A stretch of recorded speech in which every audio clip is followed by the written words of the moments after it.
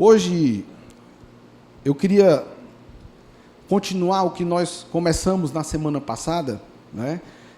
Que são ferramentas, né? Como a gente formar uma equipe de liderança. Formando uma equipe de liderança. E nós conversamos sobre a importância da gente ser perseverante, da gente ter uma estratégia. E nós trouxemos aqui uma história de duas equipes que foram eles eram chamados até de rivais do polo, que tentaram uma missão, e essa missão eles já sabiam que exigia deles demais. Só que, das duas equipes, só uma foi bem sucedida. E a equipe que foi bem sucedida foi exatamente a equipe que estabeleceu uma estratégia. Uma estratégia que não exigia a exaustão dos membros dessa equipe. Quando nós fazemos as coisas, quando nós podemos fazer com leveza, se torna ainda mais prazeroso e mais gostoso. E é por isso que eu acredito que nós experimentamos isso aqui no nosso meio. Crescer com leveza. Porque todos nós estamos na mesma visão, falando a mesma língua. Essa é a ideia, a gente realmente assumir a nossa postura enquanto cristão, de ser intencional em agradar e glorificar a Deus aqui na terra. Fazer discípulos, pastorear as ovelhas que o Senhor confiar a você. E a gente está junto nessa missão. E se isso for algo leve, se torna mais gostoso ainda. Amém? E aí essas duas equipes, uma delas ficou definido que eles iam andar 24 quilômetros por dia. E eles não iam abrir mão dessa meta. Enquanto a outra equipe, nos dias que não tinha muito frio, que não chovia, o líder dessa equipe exigia da sua equipe o máximo, de forma que eles mal conseguiam terminar o dia, digamos assim. Então, quando nós perseveramos com um plano, com uma meta, quando nós perseveramos com constância, vão vir as situações desafiadoras, vão vir os problemas, vão vir as tempestades, mas, primeiro de tudo, nós não podemos desistir. Vai passar. Nós não podemos parar, não é? De cumprir o nosso propósito, de cumprir o nosso objetivo. Por várias vezes já perguntaram para mim, pastor, onde você já pensou em desistir? Eu, várias vezes, queridos. Várias vezes eu já pensei em desistir. A pergunta é, e se eu tivesse desistido? O que seria da minha vida? O que seria da vida da minha família? O que seria da vida de tantos que hoje conhecem a Cristo e têm, assim, experiências sobrenaturais com Deus em todos os aspectos da sua vida, se eu tivesse desistido? Se o nosso pastor Eibe tivesse desistido diante dos desafios, o que é que seria da gente hoje aqui? Talvez a gente tivesse sido agraciado com as boas novas por outras pessoas. Mas o fato é que você é importante. Você é chamado para fazer a diferença. Então, vão vir os problemas. Domingo nós conversamos um pouco sobre a gente realmente ter a fé para o descanso. O problema é que muitas vezes a gente quer fazer o que não cabe a gente fazer. E aí a gente fica pesado, a gente acaba querendo fazer as coisas do nosso jeito. E a gente não dá conta. Uma coisa guarde no seu coração. Deus, Ele tem compromisso com a sua palavra. Deus não tem compromisso com as suas escolhas desvinculadas da palavra dele. Amém? É por isso que fica pesado, porque às vezes a gente faz as coisas do nosso jeito e Deus não está nessa parada, porque não tem nada a ver com ele. E aí chega uma hora que a gente não dá conta. Amém? Então, queridos, hoje eu quero me aprofundar mais sobre essa formação, formando uma equipe, né? E a gente encerrou na terça-feira passada falando que uma boa equipe de liderança de uma célula explode. Uma célula, ela precisa de um líder. O líder precisa de auxiliares. E quem são esses auxiliares? São aquelas pessoas que, amadurecendo em Cristo, vão dar suporte para esse líder com expectativa de um dia, também, de repente, tornarem-se líderes. Então, um auxiliar de célula, por exemplo, um discipulador, que ajuda o líder daquela célula a pastorear as pessoas, os membros daquela célula. Um discipulador que está em formação. As pessoas não vêm prontas, você vai ter que auxiliar as pessoas nesse processo de formação e vão ter os desafios, faz parte. Nós somos pais, vocês que são mães, vocês têm filhos, nós temos filhos, a gente sabe que nossos filhos não vêm prontos. A gente precisa conduzir os nossos filhos nos caminhos que eles devem andar. Então, na liderança, na igreja, não é diferente.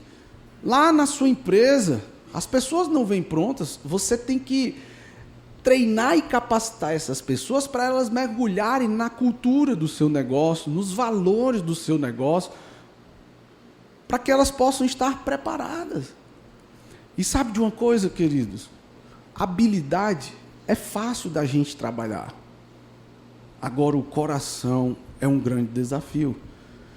Estava conversando esses dias lá no meu escritório, eu acho que foi até hoje, e eu dizendo, cara, eu prefiro ter uma pessoa que tecnicamente não é boa, mas que tem um coração coerente, um coração íntegro, do que uma pessoa que é muito boa tecnicamente, mas não sabe, não tem caráter, por exemplo. É muito mais difícil, não que seja impossível, não é? E como igreja, queridos, a gente abraça a todos. Pessoas que vêm com problemas maiores do que os nossos, pessoas que vêm com problemas menores do que os nossos, pessoas que muitas vezes nessa caminhada até nos ajudam mais do que a gente ajuda elas. E isso é maravilhoso. E nós vamos nessa construção de uma equipe, perseverantes e constantes, com desafios, dias mais intensos, dias menos intensos de problemas, mas nós vamos perseverando. Amém? Então, qual é o primeiro conselho que eu trago para você de como você escolher esses auxiliares, os membros da sua equipe? A gente aprende tanto com Jesus, não é?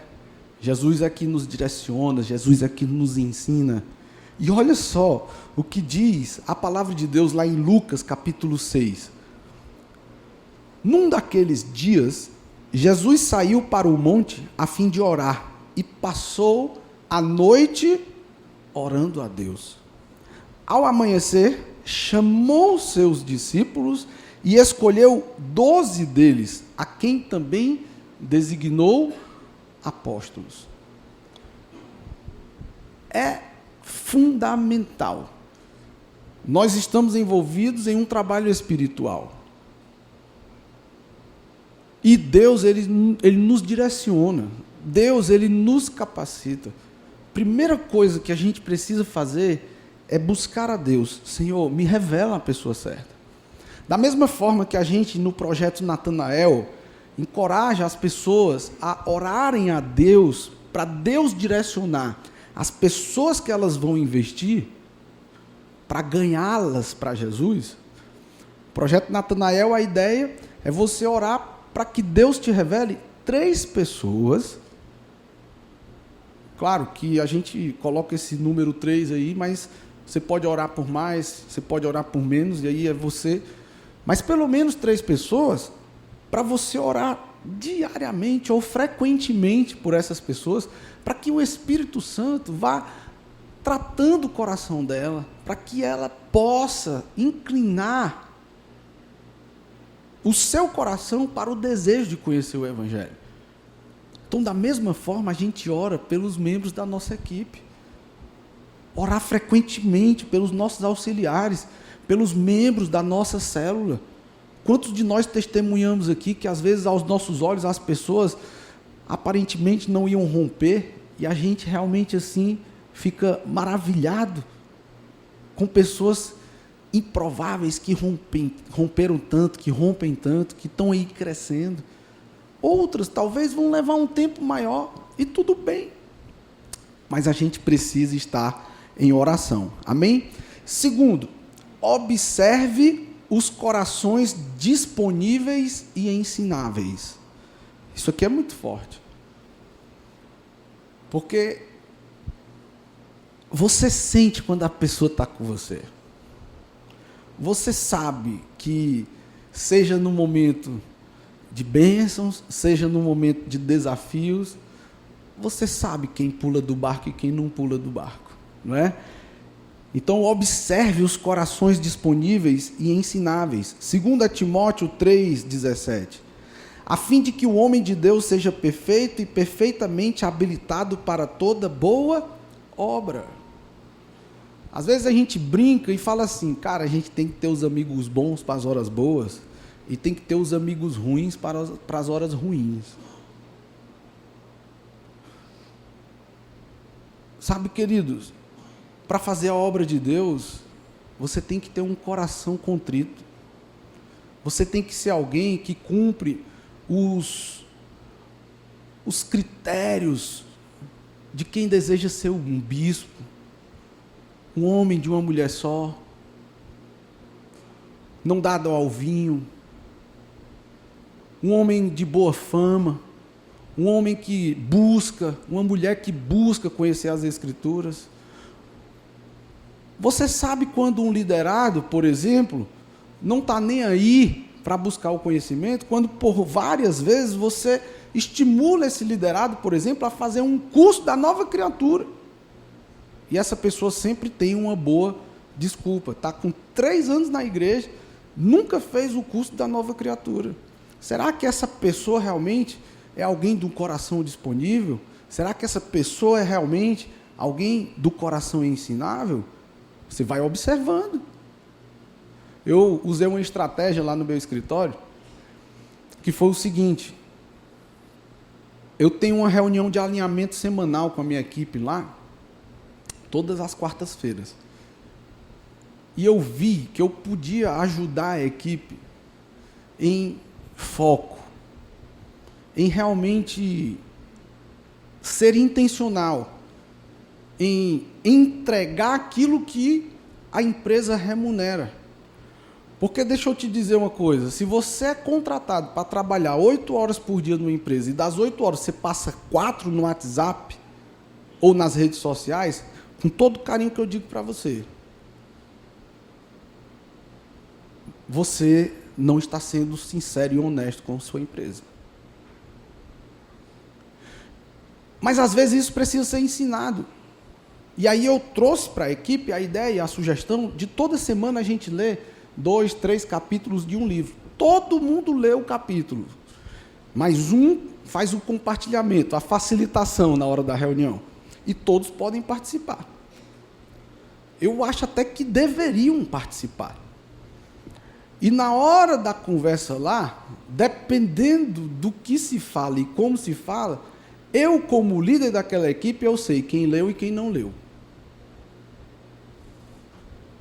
E aí a gente começa a perceber. Se isso acontece com frequência, cara, talvez a gente precise, como diz o meu amigo Daniel, dar um puxãozinho de orelha ali, para saber se está fazendo sentido, porque às vezes não está fazendo sentido para a pessoa. Não é? Então, como a gente quer estabelecer uma cultura, a gente quer que a pessoa seja pertencente, tem que fazer sentido para ela. Porque senão a gente vai divergir. A gente vai divergir.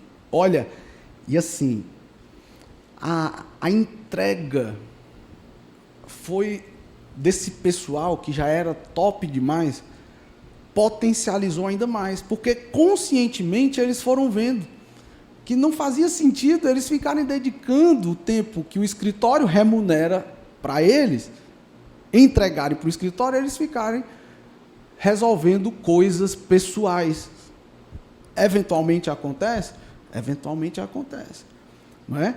Então, é muito importante a gente conhecer o coração dos membros da nossa equipe. Mateus capítulo 11, verso 29 diz o seguinte: tomem sobre vocês o meu jugo e aprendam de mim, pois sou manso e humilde de coração. Ó, você pode ter a desculpa de que não gosta de ler. Eu falo isso com muito carinho. Mas é provável que você gosta de ouvir. Mas, pastor, eu não gosto de ler nem de ouvir. Pois seja pelo menos um bom observador. Mas não fique observando as pessoas que não temem a Deus, não. Observe e aprenda com as pessoas que temem a Deus. Nós precisamos ser eternos aprendizes, queridos. É incrível como a gente está sendo ensinado a simplesmente ouvir, propagar uma informação que muitas vezes nós nem sabemos que é verdadeira e defender aquilo como se verdade fosse. Eu fico assim, olhando pessoas que às vezes vêm me pedir conselho e elas falam mais do que eu. Peraí, tu veio para me pedir um conselho e a única coisa que tu não deixa eu fazer é te dar o conselho, porque tu já sabe tudo. Em nenhum momento você me perguntou algo, você só veio aqui para afirmar algo que a tua pessoa precisa. Ficar alimentando teu ego, mostrando para os outros o que tu sabe. Não é? Isso é ruim, isso é ruim. Nós precisamos ser eternos aprendizes. Deixa dessa ideia de somente defender uma ideia e se torna alguém que aprende com os outros. Ouça. Seja sábio. A sabedoria reside nos muitos conselhos, não é? Isso é para a nossa vida, viu, queridos? Isso é para a nossa vida, em tudo que a gente fizer. Então, tome sobre vocês o meu jugo e aprendam de mim, pois sou manso e humilde de coração. Outro ponto importante para você observar. Tem assim, isso é muito sutil, viu, que eu vou falar. Às vezes, eu já fiz isso várias vezes e hoje mesmo eu tenho que estar sempre me vigiando, porque às vezes a gente sabe que a nossa liderança ela tem suas demandas, e eu encorajo mesmo a pessoa a só procurar o seu líder quando ela realmente não tiver um caminho, né? Quando ela realmente não tiver como resolver aquela situação. Mas às vezes a gente é tentado, a mesmo não sabendo, a gente não perguntar. E aí vem um argumento que revela até humildade, num certo sentido, de que, pastor, eu não lhe procurei porque eu acho o senhor uma pessoa tão ocupada. Mas depois o problema é muito maior. Não é? É simples. Se o seu líder não tiver condições de lhe acolher naquele momento, ele vai dizer, querido, você pode me procurar em um outro momento, hoje eu não vou conseguir, enfim. É assim. É um relacionamento de transparência, de cumplicidade. Mas não deixe de pedir conselho dos seus líderes. Se você precisar de um direcionamento, faça isso. Olha o que Provérbios 11, 14 diz. Não havendo sábios conselhos, o povo cai, mas na multidão de conselhos há segurança.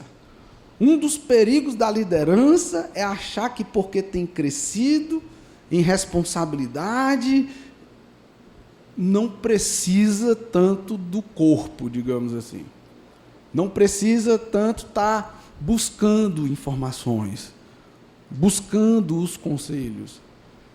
Eu já vi casos de pessoas que depois que se tornaram, não aqui na nossa igreja, glória a Deus por isso, mas eu já vi casos de pessoas que depois que se tornaram líder de célula, pronto, é como se o líder anterior dela tivesse morrido. Um espírito de autossuficiência diabólico, né? Um espírito de rebelião, sabe? Como se, pronto, a partir dali agora eu vou crescer sozinho. Cuidado com isso, isso é muito perigoso. Então, um sinal do orgulho é o sentimento da autossuficiência. E isso pode ser sutilmente mascarado com essa sutil falsa humildade de que eu não procurei porque eu achava que eu dava conta de resolver. É melhor garantir um bom conselho. Amém? Mas um sinal de maturidade é a humildade de reconhecer que preciso de ajuda. Preciso de ajuda, tá? Permanecer em amor e fé, investindo profundamente nos liderados, né? Discipulando, sendo discipulado, isso aqui é fundamental para a gente ter os bons conselhos, tá? Nós fomos chamados para servir com amor, servir com fé. Quando que às vezes a gente está falando da perspectiva do liderado líder, né? Mas nós como líderes, muitas vezes a gente tem que fazer uma autoavaliação. Por que que as pessoas não me procuram? Por quê? Será que eu sou alguém rude? Será que eu sou alguém indiferente aos questionamentos? Será que eu sou alguém que não levo a sério os problemas dos outros, por mais que para mim seja um problema besta? Por exemplo, a pessoa chega para você e diz: Pastor Anderson, eu estou passando por um problema muito sério na minha vida. Eu estou com um problema muito grande, eu estou até perdendo noites de sono. E qual é o seu problema, meu filho? Qual é o seu problema? É porque eu estou com algo guardado dentro de mim, fica com aquela enrolação, você pensa que é um problema grande, um problema medonho, né? Aí a pessoa vai e diz: não, é porque esse mês não vai sair meu nome na relação de dizimistas lá, e eu sou líder, mas é porque eu acabei não colocando o meu nome no envelope. Aí eu falo: não, me deixa de ser besta, rapaz. Tu perdeu noite de sono por causa disso? Que líder é tu? Imagina um dia que alguém tentar te matar, como é que vai ser? Quer dizer, eu não soube acolher o problema daquele irmão. Claro que eu estou usando o exemplo simbólico aqui, porque eu não pensei em outro. Foi esse que me veio na cabeça. Mas, às vezes, a gente tem que tomar cuidado. Ou então, a pessoa chega com um problema gravíssimo. E aí ela chega e diz assim: Pastor Anderson, tenho que lhe confessar. Eu traí a minha esposa só essa semana 2 vezes. Homem, tu é doido, mancho, como é que tu faz um negócio desse? Tu acabou tua família, e agora como é que vai ser, rapaz? Sabedoria zero para acolher. Aconteceu isso comigo lá em Fortaleza, só que eu não tive essa reação não. A minha gata aqui é testemunha, a pastora Rose. Eu estava lá na célula e tinha um cidadão do lado aqui, ele pediu um momento a sós. Aí ele começou: pastor, aquele noticiário que passou, mataram 2. Fui eu que dei o tiro, pastor. Eu era líder de célula, né? Pois é. Mas tu lembra daquele assim, sabe? Rapaz, foi uma lista de assassinatos assim, que eu disse, pelo amor de Deus, onde é que tu mora? Aí ele, no Tancredo Neves. Como foi que eu reagi num momento desse? Chamei a polícia, né? Não ande mais aqui não, se você andar aqui eu vou chamar. Não. Eu acolhi esse cara, tive o privilégio de caminhar com ele por muito tempo, né? E foi uma bênção. Mas eu poderia ter tido uma outra atitude. Claro que a gente não conhece ninguém. Tive meus cuidados, não é? A gente tem que tomar um... Não é porque a pessoa está na igreja, meu irmão, deixa eu te dizer, isso aqui é muito importante. Não é porque a pessoa está na igreja, não é porque ela é crente, que você vai confiar plenamente nela. Eu particularmente, prefiro pecar por excesso de confiança do que por excesso de desconfiança. Mas eu não saio fazendo negócio com qualquer pessoa, porque é da igreja, não. Mas nem me peça dinheiro emprestado. Se tem uma coisa que eu não faço é emprestar dinheiro. Eu já falo logo com muito carinho. Se precisar de ajudar alguém e eu puder, eu ajudo. Mas emprestar dinheiro, nem me venha com chorumelas. Que eu prefiro ficar com o meu dinheiro com a pessoa com raiva de mim do que eu perder o meu dinheiro e perder a amizade com a pessoa. Brincadeiras à parte, mas a gente vê tanta coisa dentro das igrejas, irmão que não fala com irmão por causa de um negócio que ficou mal feito, irmão que não fala com irmão porque pediu um dinheiro emprestado e nunca pagou, deixa até de ir para a igreja, às vezes até se desvia, porque fez negócio antes, né, de amadurecer a relação. Amém? E aí eu queria encerrar, meu Deus, já acabou o tempo. Eu queria encerrar orando com vocês. A gente vai continuar na próxima semana, mas, queridos, é muito importante, quando a gente realmente está nessa formação de equipe, a gente buscar a Deus. Primeira coisa, busque a Deus, meu irmão. Envolva as pessoas também na dinâmica diária da célula, por exemplo. A pessoa que é disponível, eu fico assim um pouco... Eu falo com muito carinho, preocupado, quando às vezes o líder da célula lança as funções da célula e ninguém se manifesta. Nessas horas o líder começa a identificar pessoas que ele pode contar, pessoas que ele não pode contar. Não é? Então, a gente na formação de equipe, a gente vai observando esse coração disponível, um coração aberto à repreensão, ao ensino, ao aconselhamento, né? E também é importante a gente buscar conselhos. Glória a Deus. Então vamos ficar de pé para a gente orar. E nós vamos ter a reunião de setores. E